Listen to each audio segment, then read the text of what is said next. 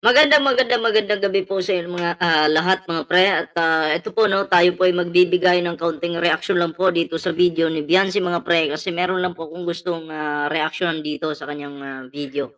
Ayan, bago niya pong live, grabe 'to 'no. So anyway, bago po tayo tuloy-tuloy sa ating, reaksyon ngayon, ayan kung bago pa lang dito sa ating YouTube channel, huwag kalimutang mag-like, share, and subscribe para naman po ay maging updated po kayo sa mga uploads po natin, ayan. Hindi ko alam bakit tayo nag-e-echo-echo dito, anong nangyari sa aking, V8 'no? Oh, nababaliw na yata yung V8 natin. Oo, para tayong nasa kuweba 'no? Ayoko namang gayahin yung mga ibang live streamer 'pag nagla-live, grabe yung echo. Pangit pong pakinggan. Oo, 'di ba? So anyway, yun, like, share, subscribe po tayo mga pre, ha. Sa mga bago po nating subscribers, pasalamatan ko lang po, maraming salamat po sa inyong suporta sa ating, YouTube channel, ayan. Oo, pero eto na mga pre 'no, pakinggan po natin yung mga sasabihin po ni Beyonce dito, 'no, sa kanyang, live po. Oo, kailan ba 'to? 19 hours ago, bago po ito 'no. So, ito yung ano, yung about po yata sa bitak-bitak ng kanilang bahay. Pero may napansin pa po ako dito sa live na 'to, eh, may kakaiba 'no. Talakayin po natin ito mga pre, oo. Dito po natin mapapatunayan kung bakit, bobo ang isang tao, 'no? Lahat naman po tayo dumaan sa kabobohan, pero meron talaga akong napansin dito, eh, oo. So, i-play po natin ang video, pakinggan po natin. Saan kayo nag-stay? Sa loob ba ng bahay or sa tindahan? Sa tindahan po, tapos yung mga bata po, Tita Lids, ay sa may ano kila Kuya Redsane po. Do'n po muna pinapunta yung mga bata para ano, kasi 'di po baga natin alam.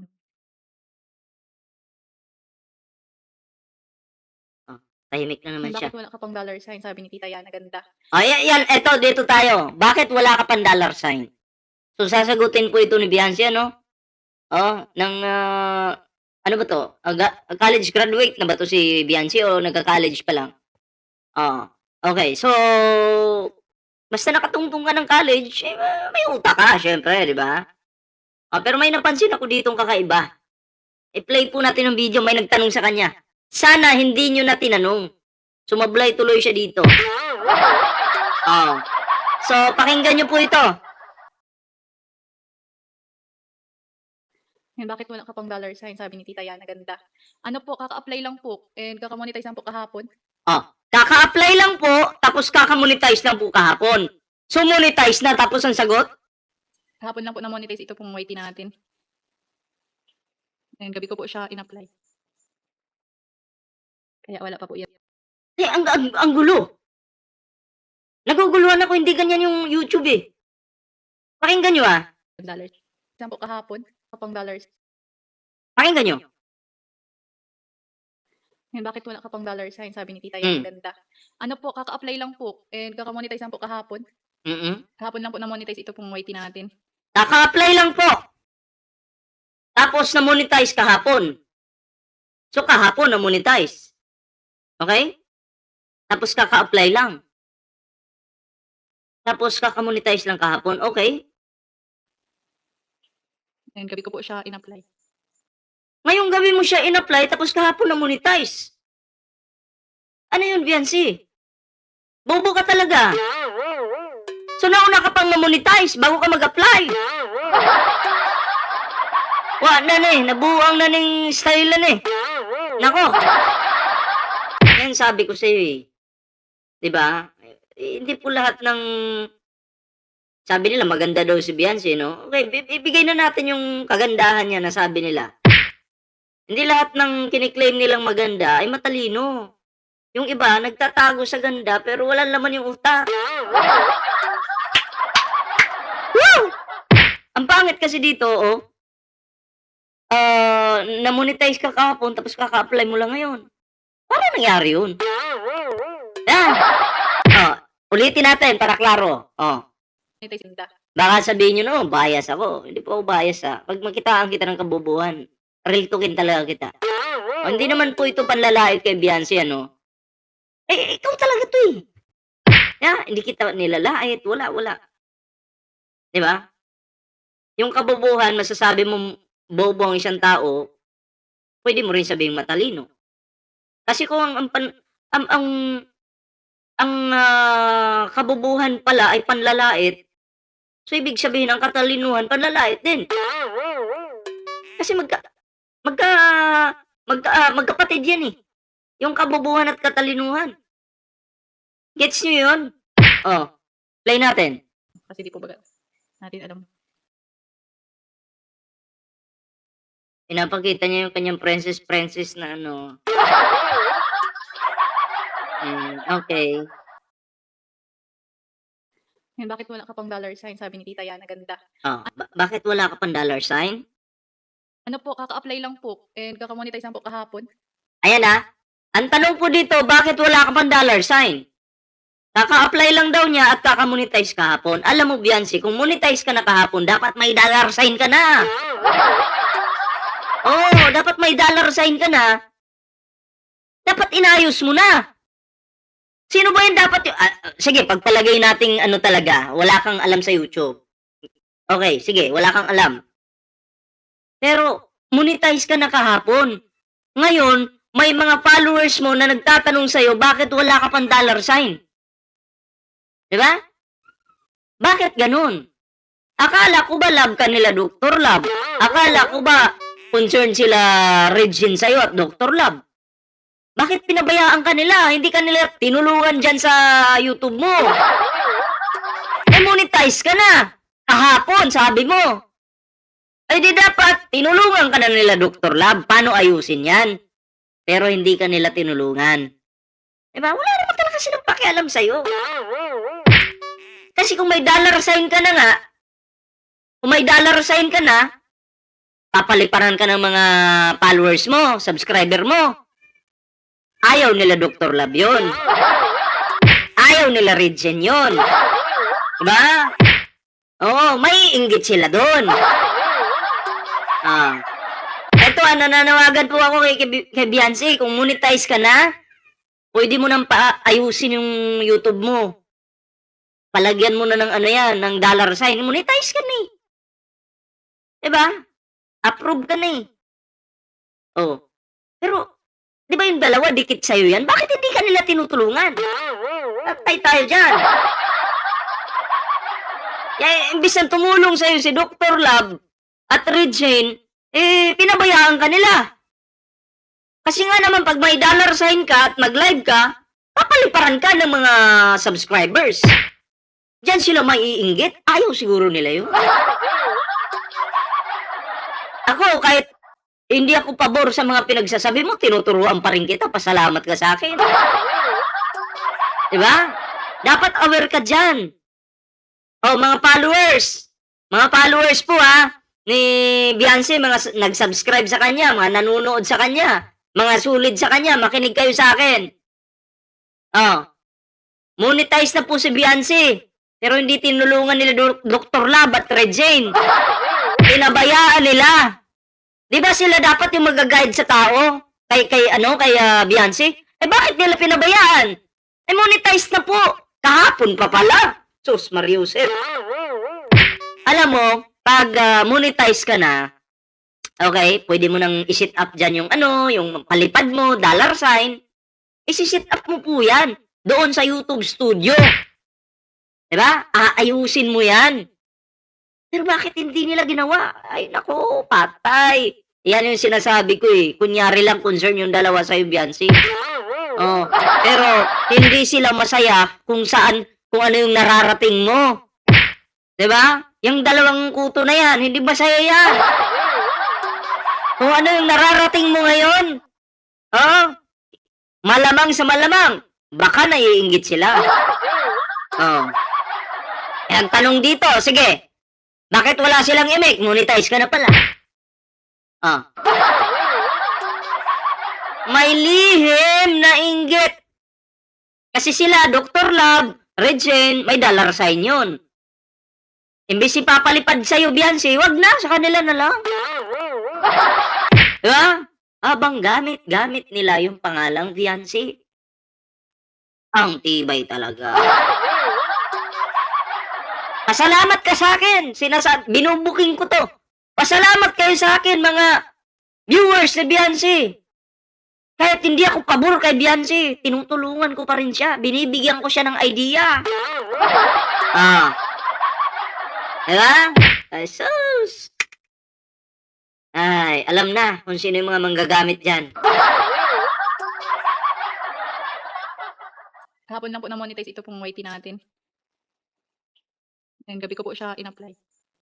Tamo kahapon lang po na-monetize itong YT natin tapos ngayon mo siya in-apply. Hindi pwede yan, Beyonce. Mauuna yung apply bago monetize. Akala ko ba matalino ka? 'Di ba? Saan ka makakita na mauna ka ma-monetize bago ka mag-apply? Parang trabaho lang din yan. Mag-apply ka muna bago ka matanggap sa trabaho. Mag-apply ka muna bago ka matanggap sa isang company. Mag-apply ka muna bago ka matanggap sa isang YouTube partner program. Hindi naman pwedeng bibigyan ka muna ng trabaho bago ka mag-apply. Ay, nako. Tuloy natin. Di po ako expert sa YouTube, Pero itong mga sinasabi ko dito, pinagdaanan ko to. Pinagdaanan to nila Dr. Love, Red Shane, na hindi naman tinuro kay Beyonce. Oh. Ay, buti pa pala ako nagtuturo sa'yo, Beyonce. Ha? Sila tahimik. Ayaw nila magka-dollar sign ka kasi sayang yung palipad. Imbis mapupunta sa kanila, mapupunta sa'yo. Ayaw nilang makita yun. Napaliparan ka ng mga nanonood sa'yo. Di ba? Oh. Kaya wala pa po yung dollar sign dyan. In process pa po yun.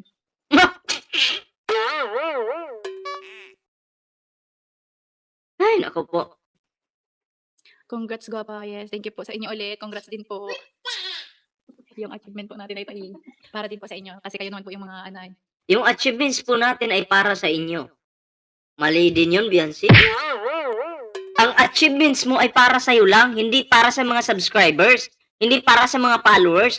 Bakit mo sasabihin ang achievements ko ay para sa inyo? Ano ka, politiko?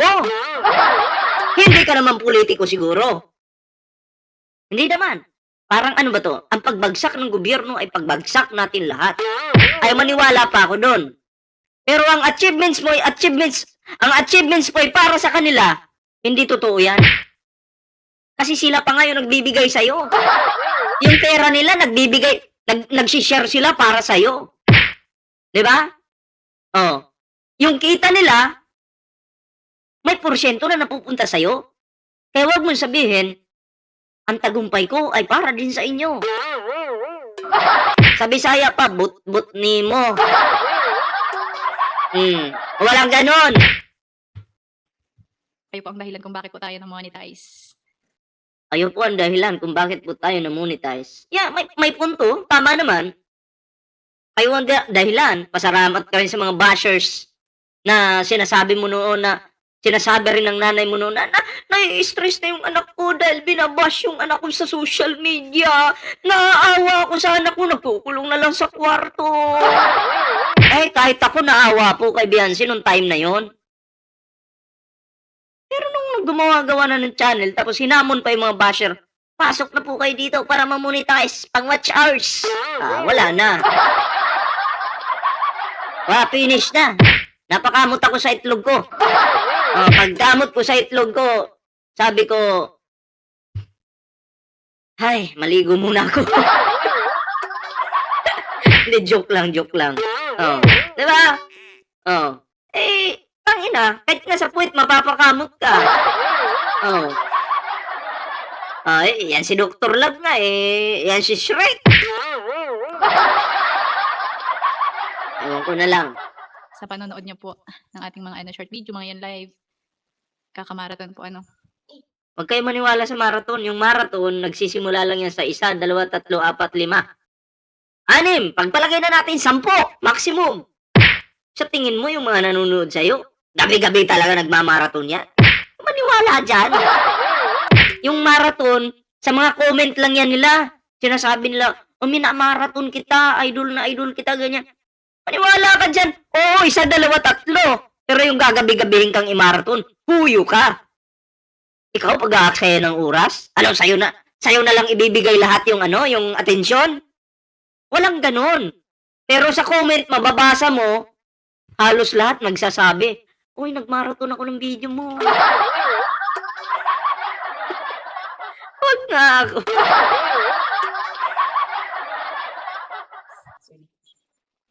Kay Sir Lay Ah, hindi niyo rin po masasabing ano,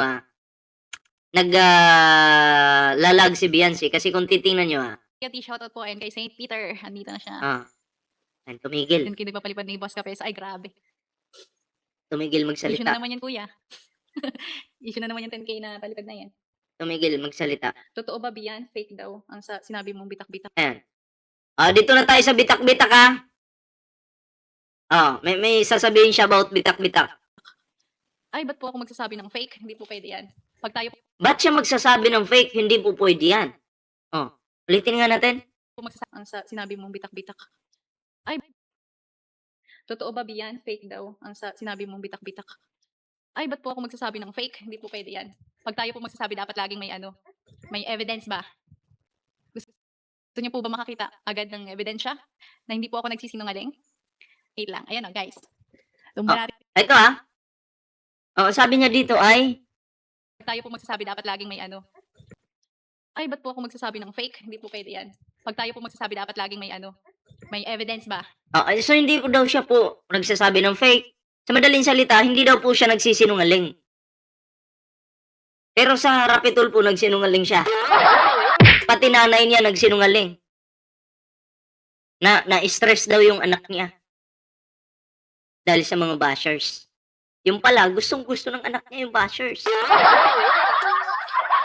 Kaya hinikayat pa nga ng anak niya na ano talaga, kumbaga pumasok yung mga bashers sa live niya. Yung sinasabi ni Beyonce na hindi siya sinungaling, kabaliktaran po yan. Sinungaling po yan si Beyonce.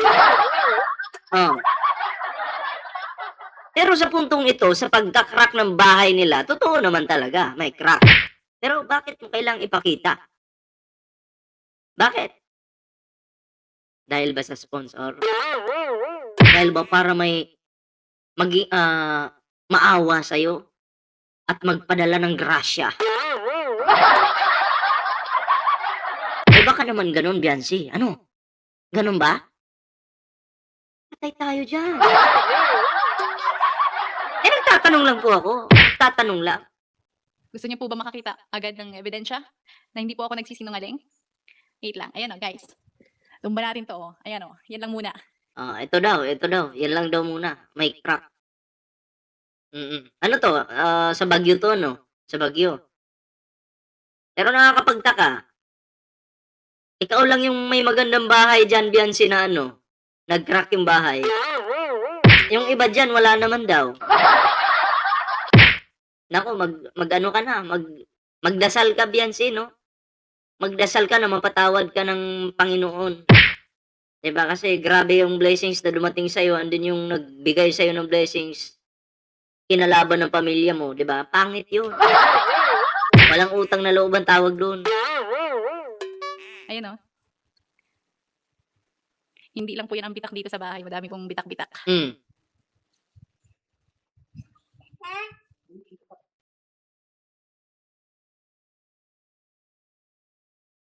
Hindi na naman nagsalita. Yan ba yung sinasabi niyong So yan po sa mga naghahanap po dyan ng bitak-bitak. At nagsasabi pong nagsisinungaling po ako, ay papakita po natin. Wait lang. Papakita na po natin yung mga bitak-bitak kasi talagang ayoko pong sinasabihan ng sinungaling kasi hindi po ako sinungaling. Sinungaling ka! Oo.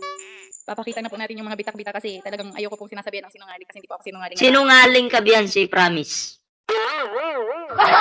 Sa Rapitol po, nagsinungaling ka na. Anong sabi mo? Stress, sabi nga ng nanay mo, stress ka na daw sa mga bashers. Gusto mo na ngang ayaw na magpa-vlog sa Rapitol po in action, magpa-video, kasi nababash ka. Payak-iyak ka pa nga dun, grabe yung drama mo. Pwede ka nang maging artista. Oo. Diba? Pero malaman-laman namin gumawa ka pala ng YouTube channel tapos nung may YouTube ka na, hinamon mo pa yung mga bashers. Pasok kayo sa'kin. Watch hours din kailangan ko. Viewers din po yan. Do'n pa lang, number 1 mo yun na pagsisinungaling. Yung pangalawa, ang sabi mo pipigilan mo si Doktor Lab, wala nang magre-reaction sa'yo. Nangyari ba? Pinigilan mo ba? Hindi, 'di ba? Oh, pangalawang kasinungalingan mo yan. Kaya wag mong sabihin hindi ka sinungaling. Simula nung pumutok ang issue na 'to at kinilala talaga kita, sabi ko, "Sino ba 'to si Biancy? Di ko man kilala 'to." Simula nun nakilala kitang sinungaling. Oo, yun talaga. Ayan guys, oh. Nakikita niyo po ba ito? Kwarto po ito nila mama. Yan, mga haba po ano. Ayan po ang mga bitak-bitak. Ito guys. Yan po. Nagsasabi po ako ng totoo. Ayoko pong nagsisinungaling. Hindi po ako sinungaling na Sa tao. kabilang banda, kawawa din naman talaga si Biancy kasi yung tinitirhan nila, maaari silang ano dito, malagay sa alanganin yung buhay nila kasi nga lalong-lalo na yung mga bata po, kawawa kasi bitak po talaga. 'Di ba? Alam niyo naman lalo na 'pag, bagyo or lindol, delikado po 'yan lalo na yung mga nasa malaki kayong bahay baka mamaya magbagsakan 'yan, delikado talaga 'no. So, kawawa sa kabilang banda po, kawawa din po sila, 'di ba? Kahit 'wag na si Biancy, yung mga bata na lang na nakatira diyan sa bahay na 'yan. Yun na lang po yung isipin natin, kawawa talaga, 'di ba? So, kung titingnan ko itong mga bitak dito sa bahay ni Biancy mga pre, mukhang hindi na po ito safe na tirhan. Lalong-lalo na ng mga bata kasi kawawa talaga. O mas maganda siguro, maghanap sila ng matitirhan, 'di ba? Paayos muna siguro yung bahay kung anong solusyon diyan, kasi hindi talaga safe. Yan ay payo ko lang naman sa mga pamilya ni Biancy 'no, kasi alangan namang isugal niyo yung buhay ng mga bata. Tas diyan kayo matutulog kayo sa gabi, 'di ba? So, para sa akin mga pre, ano siya, delikado. Oo. Kasi nakita ko talaga yung crack. Ang grabe, ang lalaki, 'di ba? Hindi rin 'to masasabing substandard, kasi yung mga pabahay ng kalingap, ano naman po, okey naman. Kay Beyonce lang talaga nagkaganito-ganito, 'di ba? Siguro tadhana na yung gumalaw dahil sa mga ginawa ni Beyonce nung mga nakaraang buwan na mga hindi magaganda, 'di ba? Laban sa kalingap, baka ito yung bawi ng kalikasan.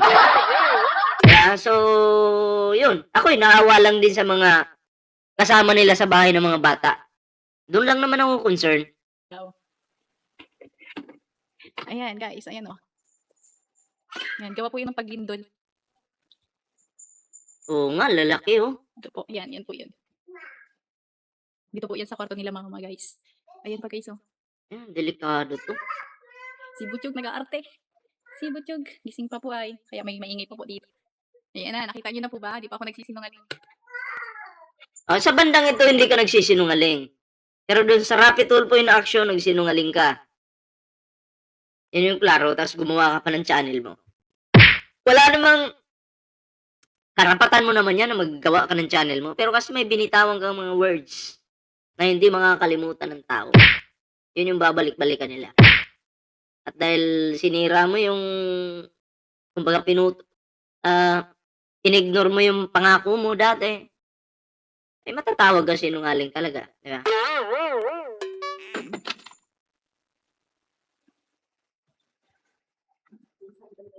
Sayang yung bahay, oh. Bitak-bitak talaga.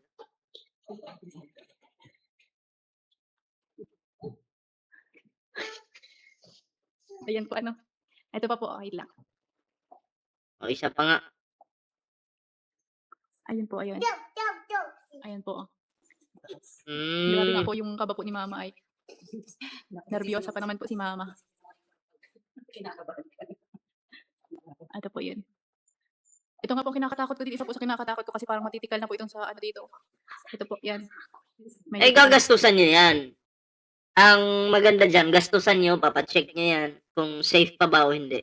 Gano'n lang 'yun. Pero kung kayo po yung nakatira sa bahay ni Biancy, tanungin ko po kayo, isasakripisyo niyo ba yung buhay ng bata para lang tumira diyan? Kung may mga anak kayo? O aalis na lang or ipapaayos? Ano sa tingin niyo?